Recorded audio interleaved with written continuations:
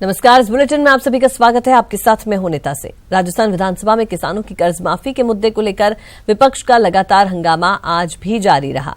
बार बार विधानसभा अध्यक्ष doctor CP Joshi को सदन की कार्यवाही स्थगित करनी पड़ी।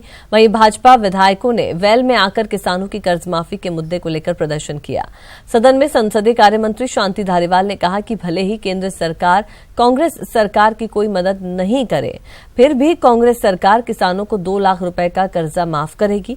वहीं मुख्यमंत्री अशोक गहलोत ने सदन में बताया कि वे किसानों की कर्ज माफी के मुद्दे को लेकर पीएम नरेंद्र मोदी को भी खत लिख चुके हैं, लेकिन विपक्ष के सदस्यों ने एक नहीं सुनी और हंगामा जारी रखा। गांधी जी चाहते हैं कि जिस प्रकार से लोकसभा व विधानसभाओं के अंदर 33% आरक्षण की बात जो सोनिया गांधी जी ने उठाई है और लगातार संघर्ष करते करते आखिर में लोकसभा में पास भी हो गया बिल, पर राज्यसभा में अटका हुआ है। वो चाहते हैं कि जो कांग्रेस शासित राज्य हैं वहाँ की विधानसभा में भी प्रस्ताव पास करें। तो कल हमने नीतिगत फैसला किया कि हम इसको प्रस्ताव पास करने की प्रक्रिया शुरू कर रहे हैं और प्रस्ताव पास करवाएंगे। विपक्ष का हंगामा आप देख रहे हो कि अनावश्यक है। जनता भी इनके प्रति कोई अच्छी भाव पैदा नहीं करेंगी। अभी तो प्रक्रिया शुरू हुई है। इनके 50,000 रुपये जो नाटक किया था वो तो 2,000 करोड़ रुपये मुश्किल दे पाए हैं और 6,000 करोड़ का भार हमारे ऊपर डाला है, वो भी कर नहीं पाए। हमारे लोग जब मांग कर रहे थे असेंबली के अंदर, 3 दिन तक धरना दिया, रात दिन 24 घंटे यहीं सोए थे रात को। विधायक हमारी संख्या कम थी, उसके बावजूद।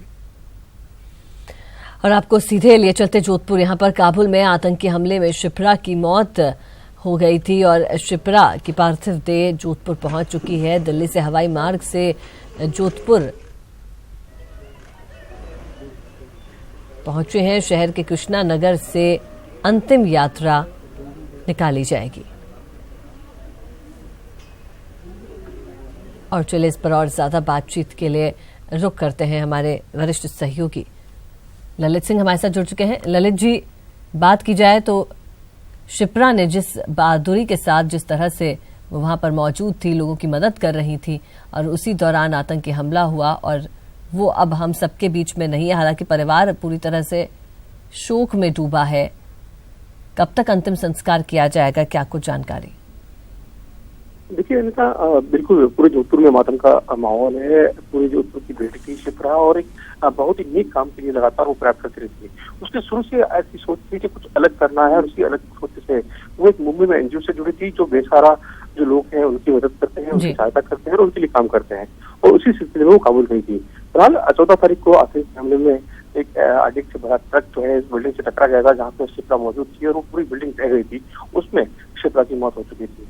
फिलहाल शिप्रा का शव पार्थिव देह जो है पहुंच चुका है, उनके घर पे पहुंच चुका है। अब चूंकि आप तस्वीरें भी देख सकते होंगे, वो लगातार हम लाइव तस्वीरें दिखा रहे हैं और आपसे कुछ ही देर में यही कृष्णा नगर से अंतिम यात्रा रवाना होगी और आज ही उनका अंतिम संस्कार होगा। जी जी ललित, और इसके अलावा अगर बात की जाए, हालांकि परिवार के लिए बहुत दुख भरा क्षण है और जिस तरह से जो परिजन थे, जब उनसे बातचीत हुई न्यूज 18 राजस्थान से, जब उन्होंने बातचीत की तो उनका कहना था कि उन्होंने परिवार की महिलाओं को इसकी जानकारी नहीं दी थी। 15 तारीख को ही उनको ये जानकारी, ये सूचना, ये दुखद खबर मिल गई थी, लेकिन किस तरह से अपने आप को उन्होंने संभाले रखा, ढांढस अपने आप को बढ़ाते रहे, ये भी बहुत बहुत बड़ी बात है, अपने आप को इस तरह से संभाले रखना। देखिए निश्चित तौर पर बहुत इस पूरी परिवार में कोई सदस्य चला जाए उसकी जानकारी होते हुए भी परिवार को न देना, ये अपना बहुत बड़ी हिम्मत की काम है। लेकिन सब में तारीफ करने होगी जोधपुर सांसद की। उन्होंने इस पूरे मामले पर इंसेटिव लिया, लगातार विदेश मंत्रालय से संपर्क किया। आमतौर पर विदेश में किसी की मौत होती है तो पार्थिव देह आने में 10 से 15 दिन लगते हैं, लेकिन 3 दिन में ही इस पूरे प्रोसेस को पूरा करके पार्थिव देह यहाँ मंगवाने में काफी सराहनीय काम किया है जोधपुर सांसद ने। और यही कारण है कि आज शिप्रा जोधपुर में उनका पार्थिव देह पहुंच चुका है और आज ही परिवार के साथ उनका अंतिम संस्कार होगा। तो तारीफ करनी होगी, तारीफ करनी होगी उनके जोधपुर सांसद की कि उन्होंने इस पूरे मामले में सराहनीय सहयोग किया। जी और ललित, इसके अलावा पूरा प्रदेश जो है हमेशा शिप्रा को याद करेगा और हमेशा गौरवान्वित महसूस करेगा कि एक बेटी जो दूसरों की मदद करते हुए इस तरह से मदद वो करती रही और आज हालांकि हमारे बीच में वो नहीं है, लेकिन हमेशा से, जैसा कि परिवारजनों का कहना था, कि वो हमेशा से ही कुछ अलग करने का सोचती थी, एनजीओ से जुड़ी थी और अलग अलग तरह से जो असहाय लोग होते थे उनकी मदद करती थी, और उसी के तहत अपने परिवार को भी छोड़कर वो अफगानिस्तान पहुंची। देखिए, निश्चित तौर पर घर को छोड़ना, उसके बाद बेसर लोगों के लिए देश को छोड़ के वहाँ काम करना, और जहाँ पे मालूम हो कि वहाँ पे आमतौर पर आतंकी घटनाएं होती हैं, आतंकी हमले होते हैं, उस जगह जाना, ये अपने आप में बहुत हिम्मत का काम किया था शिप्रा ने। और इनकी मां ने चिंता भी व्यक्त की थी कि उस देश में आप जा रहे हो जहाँ आतंकी हमले होते हैं। और आधे घंटे पहले वीडियो कॉल, आखिरी जो कॉल वीडियो कॉल उसकी मां से हुआ था, उन्होंने कहा था वो बिल्कुल ठीक है, आप चिंता ना करें। और आधे घंटे बाद हमले में वो मारी गई, तरह से कहा जाएगा वो शहीद हुई है। फिर यार वो शोक संपित है, पूरे समाज के लोग, जनता के लोग यहाँ उनके घर से बाहर मौजूद है और अपनी बेटी को आखिरी विदाई देने के लिए यहाँ पे लगातार पहुंच रहे हैं। जी, और ललित, उसके अलावा तस्वीरें हम यहाँ पर देख पा रहे हैं, जैसा कि आपने कहा कि अमूमन बाहर से किसी की भी शव को लाने में काफी वक्त लग जाता है। ऐसे में यहाँ पर बड़ी जल्दी और त्वरित कार्रवाई की गई और जो है शिप्रा के शव को बहुत जल्दी ही उनके शहर लाया गया है। तो इसमें पूरा कहीं की बड़ा योगदान रहा और काफी हेल्प की गई जो मिनिस्ट्री ऑफ एक्सटर्नल अफेयर उसके द्वारा। देखिए, निश्चित तौर पर जोधपुर सांसद जो केंद्रीय कृषि राज्य मंत्री है, उन तक ये बात पहुंचाई गई कि इस तरह का हादसा हो चुका है। उन्होंने विदेश मंत्रालय से संपर्क करके ये पूरे जो प्रोसेस जो आमतौर पर 10 से 15 दिन लग जाते हैं इसमें, वो 3 दिन में कराया। तो बहुत ही सराहनीय काम सांसद ने किया है, मिनिस्टर ऑफ अफेयर्स ने किया है, और यही कारण है आज शिप्रा जोधपुर में है, परिवार के बीच में है। हालांकि ये आखिरी क्षण है शिप्रा का, अब अंतिम यात्रा कुछ ही देर में रवाना होगी, लेकिन आखिरी पल को परिवार वाले बहुत जल्द देख पा रहे हैं। ये एक अच्छा काम सांसद ने किया है, विदेश मंत्रालय ने किया है। जी ललित, और अगर बात की जाए शिप्रा के परिवार की, तो शिप्रा के शायद एक उनके पीछे उनके छोटे बच्चे भी हैं, और उसके बारे में क्या कुछ जानकारी है, और कब से वो अफगानिस्तान में थी, कब से वो इस तरह से वहां पे जो आतंकी हमलों से जो पीड़ित लोग थे, जो परिवार थे, उनकी मदद कर रही थी?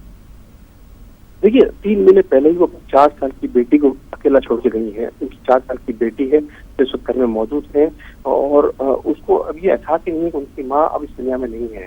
तो 3 महीने पहले ही वो अफगानिस्तान गई थी, काबुल में वो जो युद्ध से, जो आतंकी हमलों से पीड़ित जो लोग थे, उनकी मदद में वहाँ काम कर रही थी और एक एनजीओ के थ्रू उनकी मदद करने में जुटी हुई थी वहाँ पे।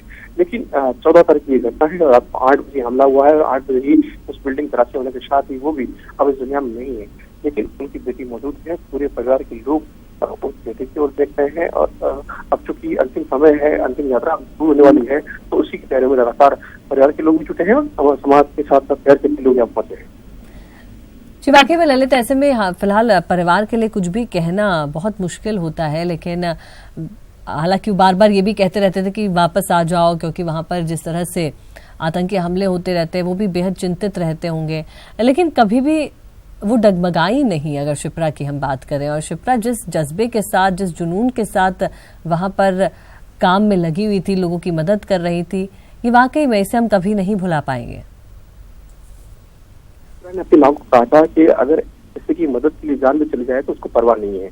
ये आखिरी अल्फाज थे शिप्रा के, जब उनकी वीडियो कॉलिंग में लास्ट रात को बात हो रही थी। 14 तारीख को रात को 7:30 बजे की बात की गई है, और यही कारण है कि उसकी हिम्मत वाकई लाजवाब थी।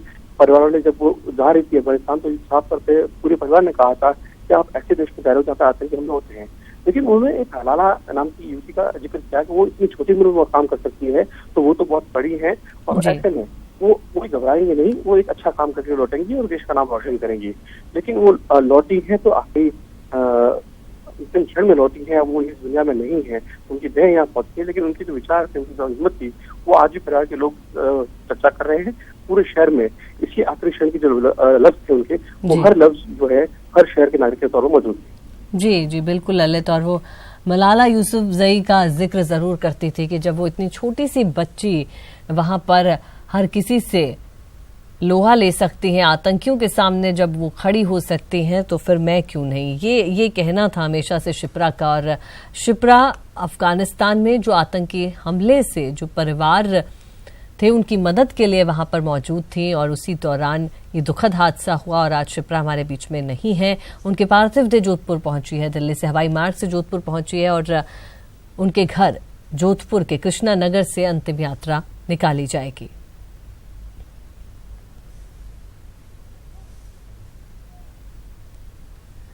और अब बात 2019 के लिए कांग्रेस के मिशन 25 के लगातार तीसरे दिन आज भी CM Gehlot, deputy CM pilot और प्रदेश कांग्रेस प्रभारी अविनाश पांडे लोकसभा सीटों पर मंथन कर रहे हैं। आज 5 लोकसभा सीटों को लेकर चर्चा की जा रही है। नागौर लोकसभा सीट पर मंथन हो चुका है। अब सीकर लोकसभा को लेकर चर्चा जारी है। और चलिए इस पर और ज्यादा बातचीत के लिए रुक करते हैं। हमारे सहयोगी दीपक हमारे साथ जुड़ चुके हैं। जी दीपक, अगर बात की जाए कांग्रेस के मिशन 25 की, तो आज भी लगातार बैठकों का दौर जारी है, मंथन किया जा रहा है। फिलहाल क्या कुछ अपडेट?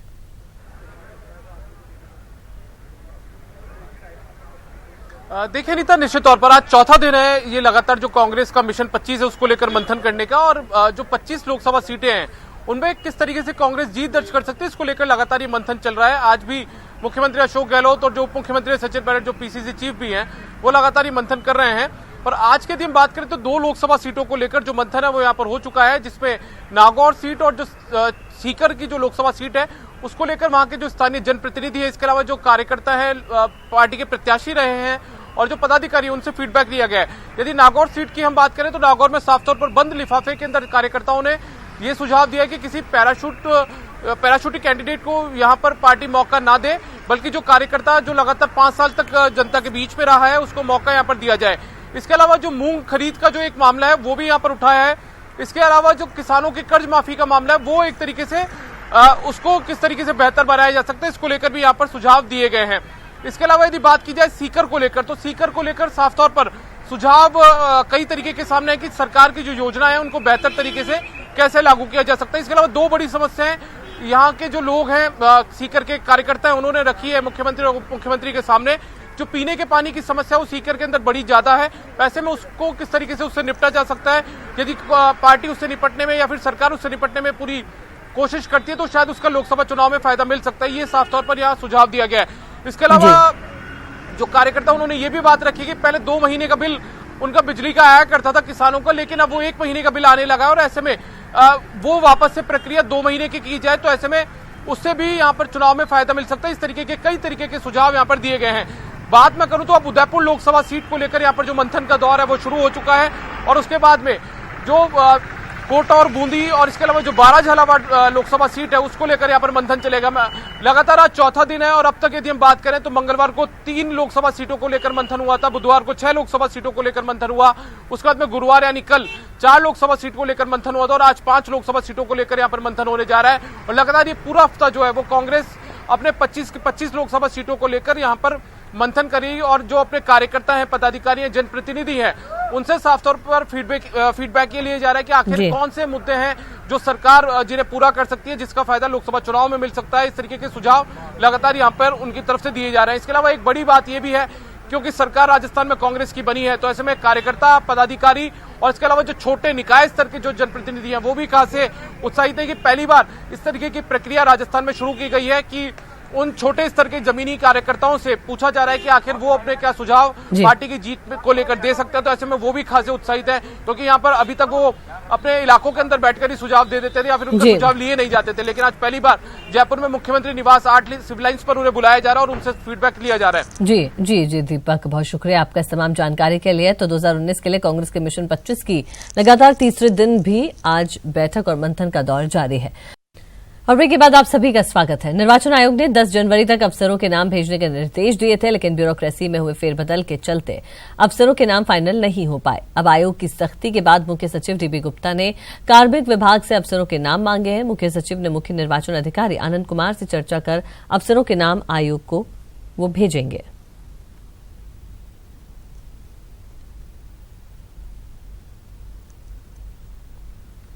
तो निर्वाचन आयोग ने 10 जनवरी तक उन अफसरों के नाम भेजने के निर्देश दिए हैं जिन्हें डेप्यूटेशन पर भेजा जाना है, लेकिन ब्यूरोक्रेसी में हुए फेरबदल के चलते अफसरों के नाम अभी तक फाइनल नहीं हो पाए हैं। और इसी के चलते जो मुख्य सचिव हैं डीबी गुप्ता ने कार्मिक विभाग से अफसरों के नाम मांगे हैं। मुख्य सचिव ने मुख्य निर्वाचन अधिकारी आनंद कुमार से चर्चा कर अफसरों के नाम वो आयोग को देंगे।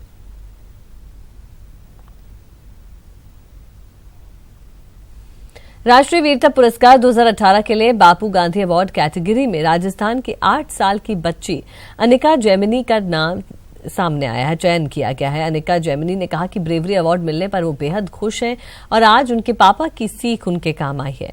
अनिका ने बताया कि पापा ने कहा था कि किसी अनजान इंसान से बात नहीं करनी चाहिए।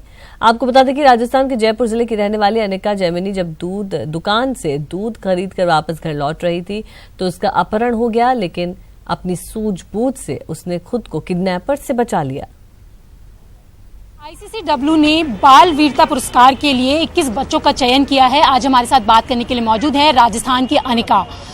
अनिका, सबसे पहले मैं ये जानना चाहूंगी आप कितने है। तो चलिए क्रिकेट से इधर अब जरा बात करते हैं प्रदेश की। प्रदेश में जहां स्वाइन फ्लू बढ़ता जा रहा है और हर रोज नए मामले सामने आ रहे हैं, लेकिन जरा सोचिए स्वास्थ्य विभाग खुद इसकी चपेट में आ जाए तो क्या होगा, बाकी जो मरीज है उनका क्या कुछ होगा, उनकी देखरेख कैसे होगी, ये रिपोर्ट देखिए। स्वाइन फ्लू की जद में भगवान, कब थमेगा मौतों का सिलसिला, कब जागेगी सरकार, नासूर की नब्ज पकड़ो। सूबे में स्वाइन फ्लू नासूर बनता जा रहा है। एक ऐसा नासूर जिसकी नब्ज जल्द नहीं पकड़ी गई तो ये नासूर ना जाने कितनों को अपने आगोश में ले लेगा। जी हाँ, स्वाइन फ्लू का कहर हर रोज बढ़ता जा रहा है। पूरा प्रदेश इसकी जद में आ चुका है। हर रोज पॉजिटिव मरीजों और मौतों का आंकड़ा बढ़ता ही जा रहा है। लेकिन जरा सोचिए, जब स्वास्थ्य विभाग खुद इसकी चपेट में आ जाए तो सूबे के बाकी लोगों का क्या होगा। जी हाँ, राज्य के कावड़िया अस्पताल के अध्यक्ष स्वाइन फ्लू पॉजिटिव पाए गए हैं। यही नहीं, एसएमएस अस्पताल के 2 रेजिडेंट डॉक्टर्स और चिकित्सक, कोटा चिकित्सा विभाग के संयुक्त निदेशक और इनकी पुत्री, झालावाड़ में एक महिला मेडिकल सुपरवाइजर, श्री गंगानगर के पूर्व पीएमओ सुनीता सरदाना और उनकी पुत्रवधू, चूरू में एक पैरामेडिकल स्टाफ। ऐसे में एक नहीं सैकड़ों की फहरिस्त है जो जद में है। और आखिर राजस्थान लैब टेक्नीशियन कर्मचारी संघ टीकों की कमी और जागरूकता का हवाला दे रहा है। कई जगह तो टीके उपलब्ध नहीं है, जबकि गवर्नमेंट कहती है टीके भी सब जगह उपलब्ध करवाए या लोकल परचेजिंग वगैरह खरीद लें। और दूसरा अवेयरनेस का भी अभाव ही है। बहुत से बंदे ये भी चाहते हैं कि अभी तक ठीक है कि नहीं है, अभी तक जो अवेयरनेस होनी चाहिए थी वो अवेयरनेस अभी तक प्रॉपर आई नहीं है लोगों में। जो भगवान खुद मरीजों का इलाज करते हैं, वो धरती का भगवान ही स्वाइन फ्लू की चपेट में आ जाए तो इलाज कराने किसके पास जाया जाए। ऊपर से स्वास्थ्य विभाग की टीकों का दुहाई कि प्रदेश में चिकित्सकों को टीका लगाया जा रहा है जिसके बचाव की अवधि 1 साल की होती है। टीके को सार्वजनिक तौर पर इसलिए भी नहीं लगाया जाता है क्योंकि इसकी लागत ज्यादा होती है और इसके साइड इफेक्ट का भी खतरा रहता है। ऐसे में पूरी जानकारी देने के बाद ही स्टाफ को टीका लगवाने के लिए कहा जाता है। वैक्सीनेशन की जो गाइडलाइन भारत सरकार से आई हुई हैं वो सब जगह डिस्ट्रीब्यूट की गई हैं और सब जगह ये एमआरएस से जो वही कर्मी जो उनके स्वाइन फ्लू के पेशेंट के संपर्क में आते हैं उन्हें लगवाए जाने का प्रावधान भी है। तो अभी इस तरह की कोई कहीं शिकायत प्राप्त नहीं हुई है। सच तो ये मौत का दूसरा नाम स्वाइन, जो पहले सरकार से लेकर जनता को जागरूक होना पड़ेगा और मिलकर इस मौत के वायरस से लड़ना होगा और इसके पांव पसारने से। पूरे प्रदेश में जिस प्रकार से स्वाइन फ्लू का कहर लगातार जारी है, उसे देखते हुए चिकित्सा एवं स्वास्थ्य विभाग के लिए अब यह जरूरी हो गया है कि जो इस मुहिम में जुटे हुए लोग हैं उनकी सुरक्षा के लिए टीके उपलब्ध कराए जाएं। जहां एक और लोकल परचेज की बात कही गई है, वहीं लैब टेक्नीशियंस का कहना है कि जागरूकता के अभाव के चलते भी चिकित्सा कर्मी और चिकित्सक भी लगातार स्वाइन फ्लू के शिकार हो रहे हैं। कैमरा पर्सन विनु के साथ सचिन शर्मा, न्यूज़ 18 जयपुर। और इस बुलेटिन में फिलहाल के लिए इतना ही। दीजिए इजाजत और आप देखते रहिए न्यूज़ 18 राजस्थान।